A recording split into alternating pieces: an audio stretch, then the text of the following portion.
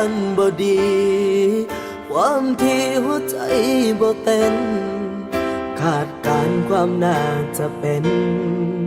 ที่เห็นคือเธอบ่แค่บ่ได้มีอาการแทรกซ้อนบ่มีแม้หอยบาดแผล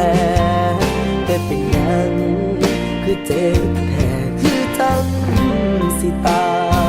ยโอ้ยสมองเบลอเมื่อเธอบอกว่าเลิกกันอาการโคม่ากระทันหันเข้าคันหัวใจวายบ่โดนก็ตายบ่นานก็คงสิ้นใจมีชีวิตต่อไปแบบไหนคงขาดใจเมื่อบ่มีเธอ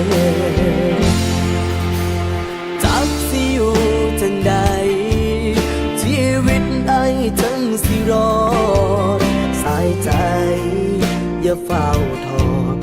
รอก่อนถือว่าขอกันเจ้าสิไปกับเขา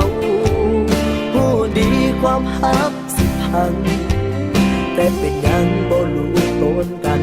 สั่งกันแค่บ่สมองเบลอเมื่อเธอบอกว่าเลิกกันอาการโคม่ากระทันหันเข้าคันหัวใจวายบ่โดนก็ตายบ่นานก็คงสิ้นใจมีชีวิตต่อไปแบบไหนคงขาดใจเมื่อบ่มีเธอ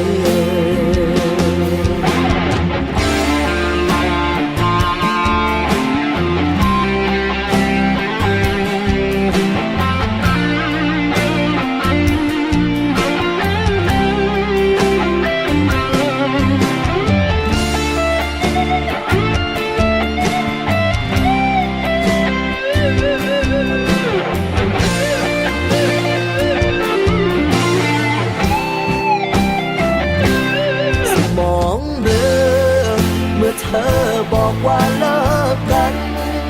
อาการโคม่ากระทันหันเข้าคันหัวใจวาย